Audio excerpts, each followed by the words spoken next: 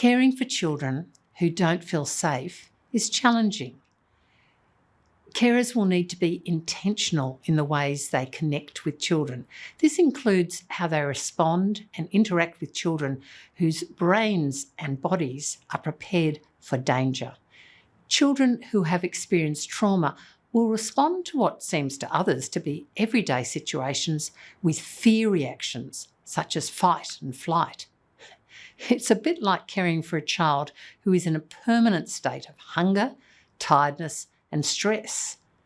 We know that in general, no child is at their best when they're hungry and tired, and add to that a stressful situation like falling over or losing a favourite toy or being asked to turn off their device, and it's flipping lids time. For some children, flipping their lids will not necessarily look like an angry outburst or floods of tears or running off and hiding. Some children, when their emotional part of their brain is in control, may shut down and freeze or desperately try to please those around them to protect themselves from perceived danger. So how can carers connect with children to support them to heal the connections in their brains so they can learn new ways to understand and respond to their feelings and emotions? It's necessary to consider what needs children are trying to communicate through their behaviour. The 3 needs of children who have experienced developmental trauma are: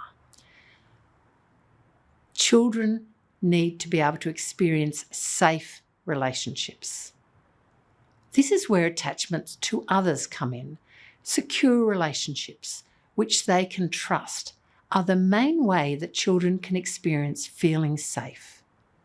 Good carers look for all possible opportunities for a child to experience safety and security, not just with the carer, but with others as well. It is in safe relationships that brains have the opportunity to heal, because children can learn and develop new ways of experiencing the world. The second need is for children to recognise and name their emotions and learn how to regulate them. You don't do this by telling a child to calm down when they're distressed. That is something the child just cannot do. They don't yet have the brain connections or skills to calm down. So what can you do to help the child develop the capacity to manage their emotions? This is what's known as emotional regulation. You need to help the child learn to recognise what emotions they're feeling and to discover new ways to recognise those feelings early so they don't lose control. The third need that these children have is to use the thinking part of their brains. This is all about activating children's underdeveloped thinking brain. These children need to develop thinking brains that will be able to help them learn about keeping their emotions from taking over in everyday situations. We're going to delve a bit deeper into those needs and how carers can meet them. In this part of the video, we'll think about how to help a child feel safe by building safe relationships. Carers should be looking for all possible opportunities for a child to experience safety and security. That is, a trusting relationship with you and with others. Providing emotional support to children by listening to them, accepting their feelings, and being present for them is a really important way of doing that. Carers build trust in relationships by being consistent, reliable, and following through on their commitments. This is not necessarily easy if the child is telling you that they hate you or swearing at you to go away or refusing to come out of their room. Children who haven't experienced safety in a relationship before will resist being dependent on others emotionally to avoid being hurt again.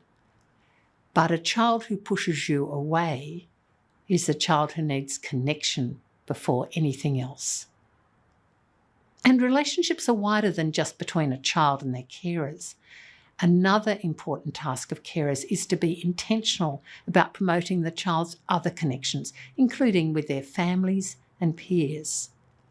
For Aboriginal and Torres Strait Islander children and children from other cultures that are built around strong extended family networks, carers should also promote the relationship between the child and all those who are culturally important to them, including community members and elders. The foundation which children need to heal from the impacts of developmental trauma is to experience safe relationships. Nothing that carers do will promote healing if the child does not feel some sense of safety and security.